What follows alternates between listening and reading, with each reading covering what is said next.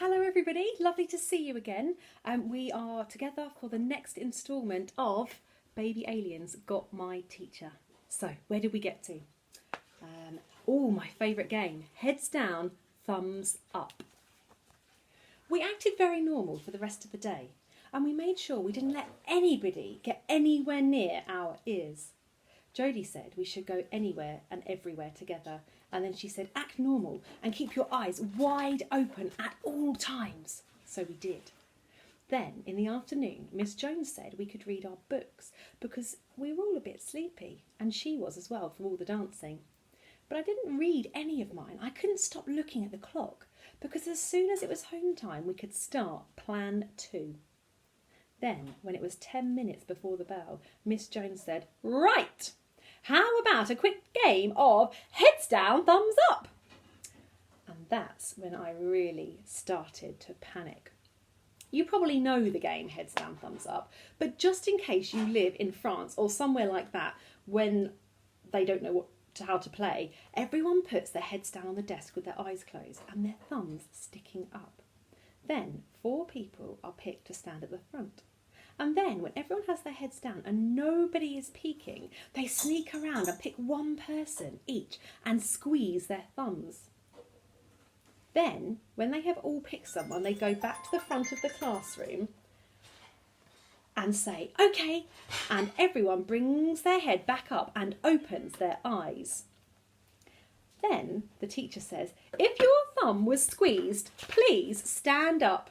And then usually 4 people stand up. But sometimes there are 5 if someone pretended their thumb got squeezed when it didn't.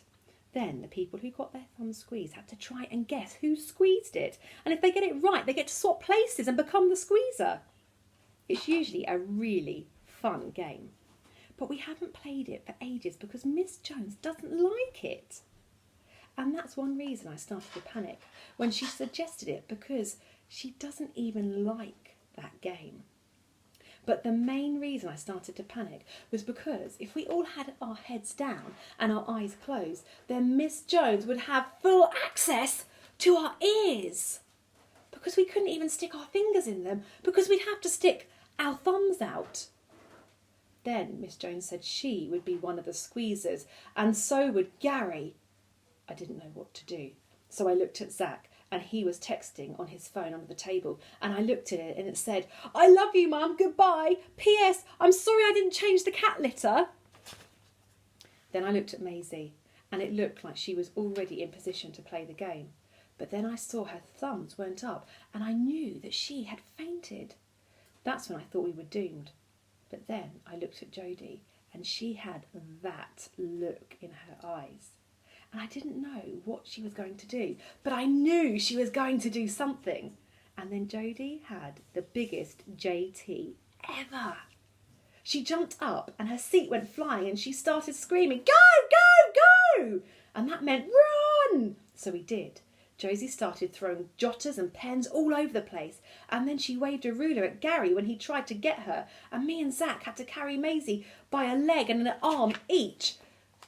But we were still going really fast because we just had to, and Miss Jones was shouting, "Stop! Where are you going?" And then, when we were almost out the door, I remembered plan 2. Plan 2 was that we were going to steal Miss Jones's weird teddy to find out what she was really planning and stop her. So even though I was really scared and we were nearly out in the corridor, I ran back and Jodie shouted, "Izzy, no!"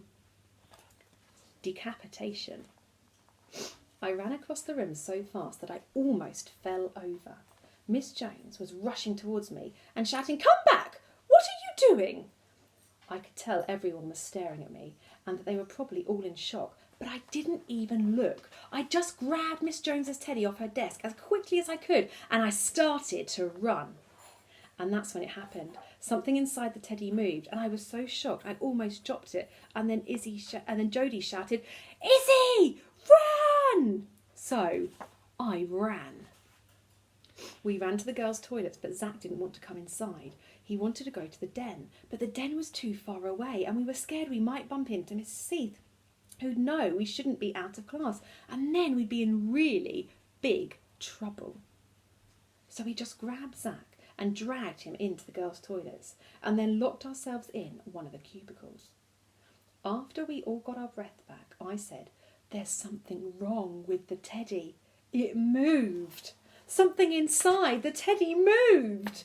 Then Zach got scared and said that maybe I just imagined it, just like the time I had the flu and thought that his cat Carlos was speaking to me in Spanish. But then I said, "It definitely moved." And everyone believed me because I said it in a very serious voice and I was nearly crying because of everything.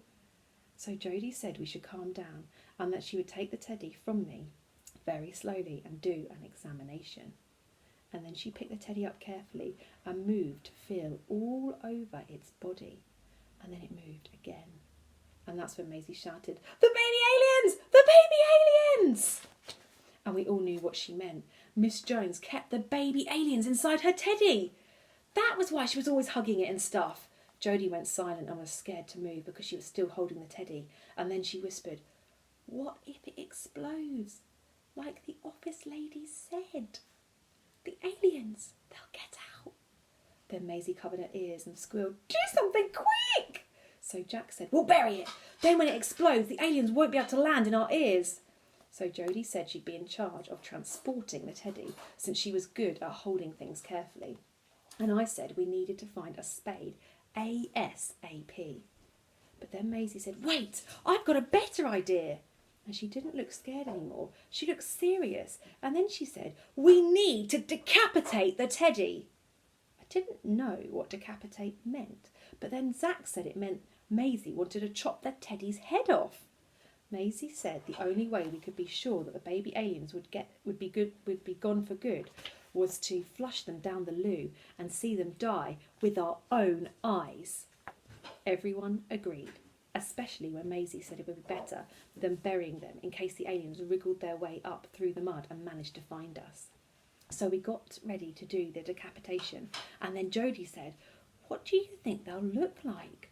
And I said, the baby aliens would probably look like little green peas with slimy arms and legs, and there would probably be millions of them, since Miss Jones was planning an alien invasion.